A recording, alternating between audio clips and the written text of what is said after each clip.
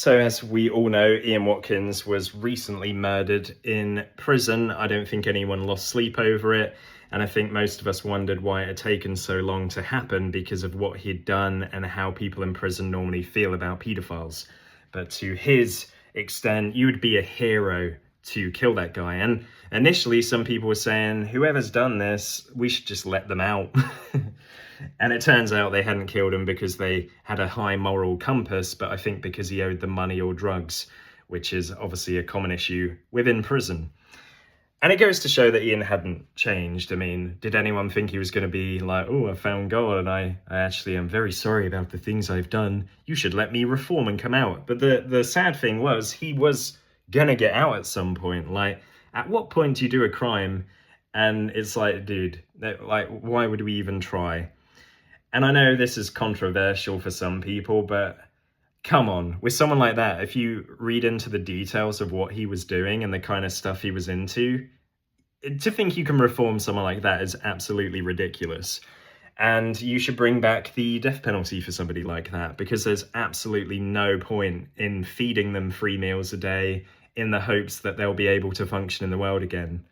Like, this guy should have just been shot day one, boom, done. Fuck you, prick. You bought this on yourself. You deserve it.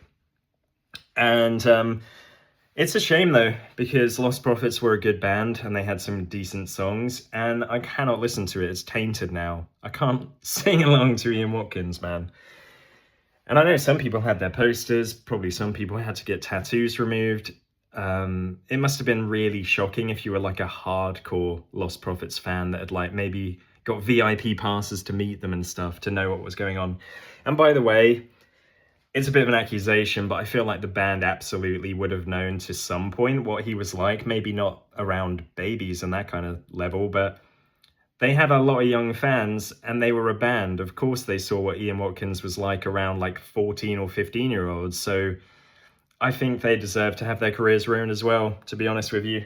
I know some people might not agree, and I don't know for sure what the case was, but I haven't got any sympathy there, really. They protected him as far as I'm concerned, because he was doing this for a long time before he was caught. The police were useless, as they often are, even though they were being fed news by, or fed information by Ian's ex-girlfriend, who was also a prostitute. So arguably, from their point of view, maybe not the most reliable eyewitness, and they didn't have enough to follow up on any investigation to, you know, get a permit.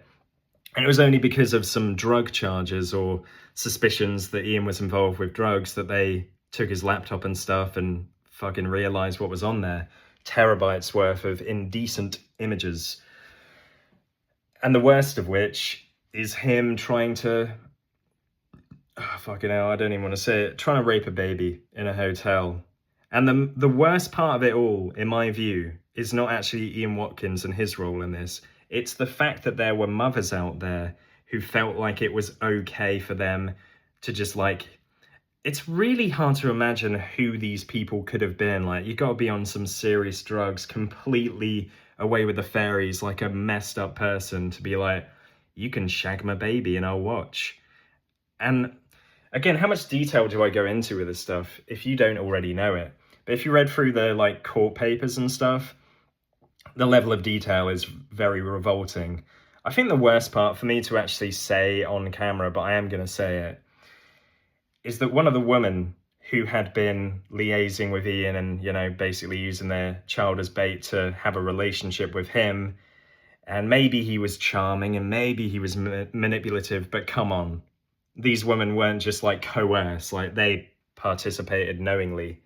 Because you can't do this and not have a feeling in your heart that should probably not be doing this. But the worst part of it was one of them said to him, the good thing about a baby is if you put something near their mouth, they just want to suck it. And at one point, as it was going on, Ian just fully embraced, like, I'm evil. I want to be as evil as possible. I want to leave the most dark mark on this planet that I can. Fuck the music. That ain't doing it for me. Let's fuck a baby. But there were messages where he's like, I think we've been going easy on your baby. We really need to just make their life full misery. And the woman's like, yeah, let's like blow meth in the face. And you can, like, at what point do you run out of ideas of how evil you can be? So I know this is very depressing to talk about, but it's also like the question is, how does this happen? Like, how do you become an Ian Watkins? I can't help but to feel like you're just born evil if you're someone like him. And maybe there's a trigger and he turns to embracing it rather than maybe trying to fight it. Maybe he tried to fight it before. We don't know his side of the story with that. And maybe we shouldn't know because he would just give you a load of hogwash anyway. But at what point do you go, oh, it was because this bad thing happened? Because everyone's looked into his history. He's got really nothing. I mean, he lost his dad when he was young, but let's be honest, a lot of people lose their parents and they don't become this guy. So there are obviously videos out there that already cover this in a lot more detail than I will in this short video. And you should, if you're interested, watch the long form content. I recommend a video by True Geordie. I always like watching that guy's content. But there's a few out there and just very depraved. And I think after you've read this kind of stuff, you just need to like do something nice for your heart to remember that, yes, there are some really fucked up, awful, terrible people in the world, but there are also some people that are fully against this and would, you know, stand up for the rights of anybody. But that's it for the video. I appreciate you watching and have a lovely day. Goodbye.